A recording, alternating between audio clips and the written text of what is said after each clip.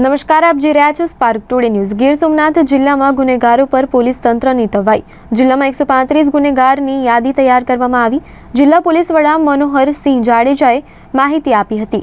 LCB, SOG અને surveillance સ્ટાફની જુદી જુદી ટીમો બનાવી કોમ્બિંગ હાથ ધરવામાં આવ્યું હતું।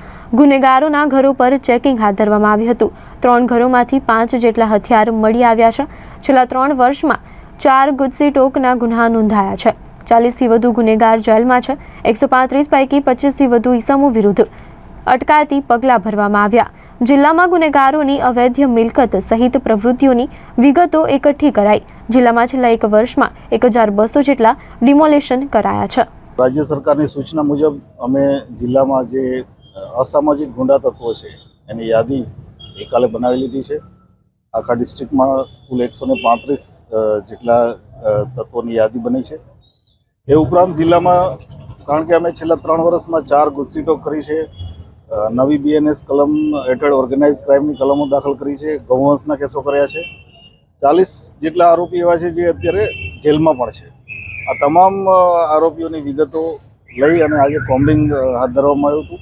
એ કોમ્બિંગ દરમિયાન આરોપીઓના ઘરો ચેક કરવામાં આવ્યા છે, એમના પ્રોપર્ટી, એમના લાઇટ બિલની શું સ્થિતિ છે, બેંક એકાઉન્ટ, જામીન અંગે કંઈ પ્રશ્ન છે, જામીન ભંગ થયેલ છે કે કેમ, આ તમામ વિગતો ચેક કરવામાં આવી છે। અને આ કોમ્બિંગ દરમિયાન અમને 3 ઘરોમાંથી 5 જેટલા હથિયાર પણ મળ્યા છે। ખાસ કરીને જે ગુનાહિત માનસ ધરાવતા ઇસમો છે એની ગેરકાયદેસર મકાનો બાંધકામો એમની સામે કોઈ કાર્યવાહી કરવા માટે આખા જિલ્લામાં આ યાદી બની રહી છે। આમ તો ગીર સોમનાથ જિલ્લામાં છેલ્લા 1 વર્ષમાં 1200 જેટલા ડિમોલિશન કરવામાં આવ્યા છે તંત્ર દ્વારા, અને એમાં પોલીસ અને વહીવટી તંત્રએ કામગીરી કરી છે।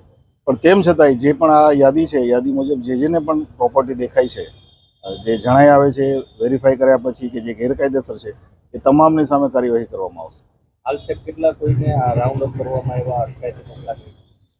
આ 135માંથી અમે 25 જેટલા અટકાયતી પગલાં લીધા છે, અને મેં કીધું એમ 40 જેટલા આરોપીઓ જેલમાં છે, એટલે એમની બાકીની તપાસ અમે અત્યારે કરી રહ્યા છીએ।